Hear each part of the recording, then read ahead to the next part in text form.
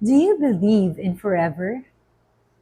Hi, I am Lim-Tan from the Household of Christ community here in Cebu City, and welcome to Pathways of Hope. A few years ago, my husband, my mother-in-law, and her sisters traveled to Europe for a trip. And at one point, our tour guide pointed at a scary-looking creature carved in a boat. And then he asked, "Do you know who's that?" "That's your mother-in-law." And all of us started laughing because everyone got his joke. While a lot of women struggle dealing with their difficult mothers-in-law, mine was the opposite. My mother-in-law was so kind, loving, thoughtful, and fun to be with. She was my partner in rearing our daughter. She would tag along with me almost every day. But deep in my heart, I knew she was a walking time bomb. She has been suffering from liver cirrhosis for more than a decade, and I know in my heart that someday that illness will take her away from us. And so, my husband and I decided to organize a surprise birthday party for her with her friends while she was still well and good.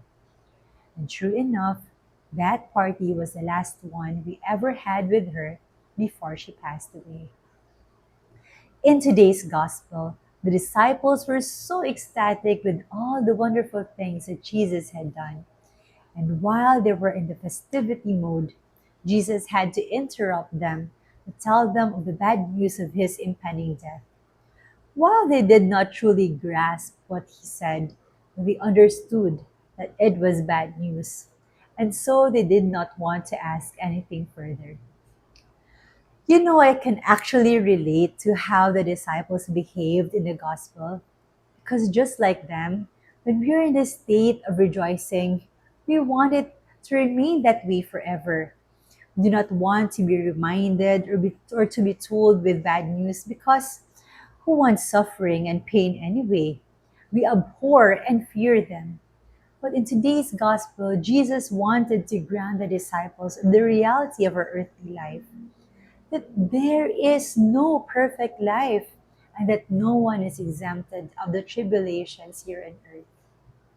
This actually brings me back to those days in my lowest moments of my life when I would bump into this famous line that goes, "This too shall pass." Every time I'd read it, it gives me consolation knowing that my pain is just going to be temporary. But through time, I realized that that phrase does not only apply to sufferings, it also applies to moments of joy. Because if we come to think of it, celebrations, success, or happiness, these too are fleeting. And thus, if we are in a state of rejoicing, when everything is falling into place, our dreams are coming true, or whether we are grieving because our is broken, we have to acknowledge the truth that nothing on earth lasts forever. And thus, if you're in a season of joy, embrace it, savor it, be present, because it too shall pass. If you are in a state of pain, grief, or sorrow, take heart, because again, those too shall pass. The pain will soon heal, breakthroughs will unfold, and you will come out stronger than ever before. Here in the Philippines, there's this famous line that goes, "Walang forever," which means there is no forever. People usually use it to tease people who are heartbroken.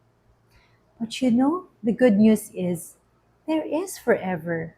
We may not be able to experience forever while we are here on earth because at some point, the people we love will be leaving us, or it will be us who will be leaving them. But there is forever in Christ. His love lasts forever, and His faithfulness would never pass away.